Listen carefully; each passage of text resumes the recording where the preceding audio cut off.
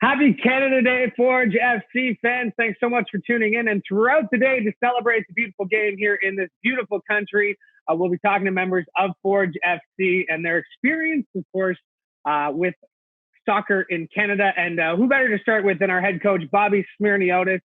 Bobby, it is great to see you, my friend. How are you? Happy Canada Day. Happy Canada Day to you and to all our fans out there. Everything is going well. We're back on the pitch. Excellent. You and I have talked about, your days of starting Sigma FC. And, I don't think it's unfair for me to say that you started Sigma FC to help grow the game of soccer in this country. That's a fair statement just right off the top? Yeah, I think that's the easiest way to put it. Many years ago, saw that there was a void for players to develop in a structured manner and to reach something in the future, whatever that may be beyond youth football. And that was the primary objective when we started, and thought it went great as we went along.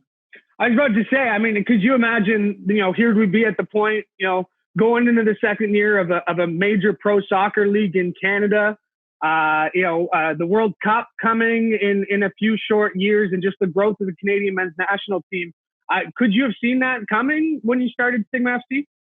Yeah, I think it's a matter of time. I think one thing I do is I believe in Canadian players. I always know we've had talented players playing here, a lot of guys falling through the cracks, and we just needed a system to come up. But you always know we're too great of a country not to take advantage of something, and soccer was something we hadn't done that with over the years. But it was a matter of time. And just for those who have worked hard in the sport, I think we're starting to see the fruits of that labor now as we're getting into 2020 and forward. You looked at some of the guys who have come through the Sigma FC program, and of course Forge FC as well. But Tristan Borges, we got Richie Laria, Kyle Becker, Mandracar James. These guys, did you know they had a special talent? Did you know that they were talented enough to be Canadian men's national teams players when you had them through? And how do you feel like you helped their development to help them get to that point? I think definitely they had it in them. There's stuff that you always got to work on, and that's the one thing we always had in developing players. It's keeping them humble and keeping them working hard, because it's down the road where you're going to reap the rewards of all that hard work. But you saw in a lot of these players, all they needed was direction. They needed to work on the field.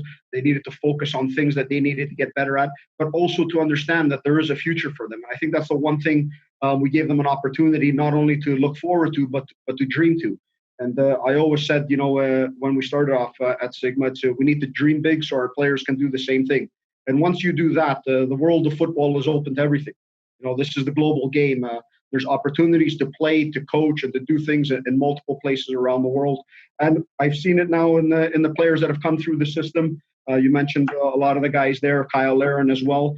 But now we've also seen it in having this domestic league and how it's paid off that way, where we've had a few guys who have been national team players played in MLS, back playing in this league. But we've also seen it really jumpstart other players' careers, like Tristan Borges last year. Yeah, we'll get to a little bit more on the Canadian Premier League, but you mentioned something key there, and that's dreaming big.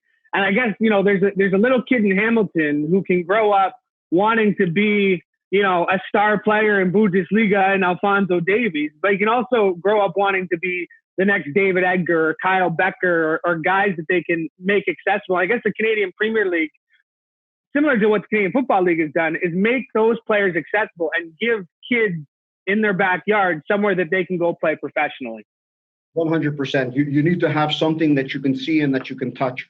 And it's great. We've all grown up in watching games from Europe, from South America, and around the world. But it's much different when you're able to go to the stadium on the weekend live and see David Edgar, see Kyle Becker, see Cadell Thomas, and see all these players play. That's what ignites the fuel inside youth to be part of sport.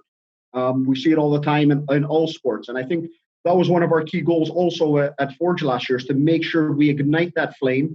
And because maybe it's not going to pay off in the direct future, as in 1 year or 2 years from now, but in the long term, I think that will be the biggest legacy that we have as a league, and the biggest legacy we have as a club here at Forge FC is to ignite our base, to ignite the players playing here. And so when we look 5 years down the road, we've got a healthy group of players from Hamilton playing for this team. And I guess another thing is the fans, and we know the fans here in Hamilton are passionate. They show up, rain, sleet, snow, it doesn't matter. They're there at Tim Hortons Field, and they can't wait to be back at Tim Hortons Field.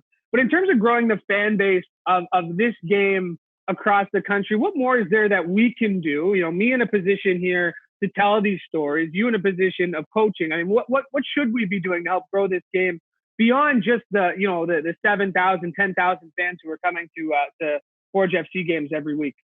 I think one is on your end is continue doing what you're doing. The more reach we have, the better. And I think we're doing a great job at that. And keep on telling the stories. Keep on telling the stories of the players and the people involved, because they're the most important guys that are in here. And then from my end, my responsibility is to make sure that the 7,000 to 10,000 that are coming here to Tim Hortons Field want to come back next week. We want to put a product on the field that entertains. And I think we did that last year. We want to win, and we want to win trophies, and we want to win championships. And yes, we did that. But we also know that when our fans come here, they're going to look for entertaining football. They're going to look for guys who are going to play from the first minute to the 90th minute and pour their heart and soul out there, because that's part of our DNA. That's part of our fabric, being part of the Hamilton community.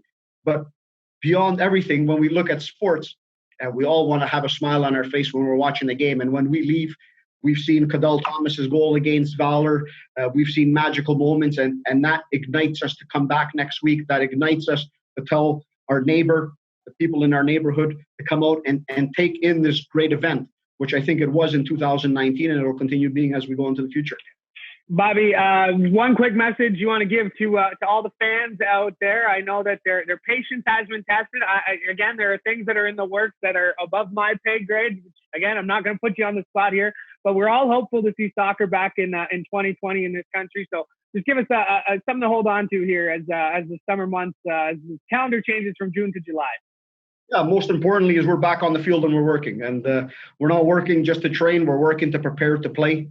We've been given most indication from the league that the league's going to come forward in one shape or another. We've heard a lot of things in media and also through the league itself about playing in a hub city and so on. So I think that's going to come soon. We're currently coming, or we're in July, as we are, and we want to play this game in the summer. We don't know if we're going to be able to play the home games here, where I love being at Tim Hortons Field and playing in front of our crowd. But the one thing's for sure is the guys are working hard. We got the guys out here. We're working with a purpose. The games are going to come. And whether we can have your support live in the stands or online watching the games, we're looking forward to it. Bobby, happy Canada Day. Enjoy, hopefully, one day off with your family. I know, you love to be at the pitch, but happy Canada Day. It's great to see you, my friend. Take care. Thank you. Happy Canada Day to everyone.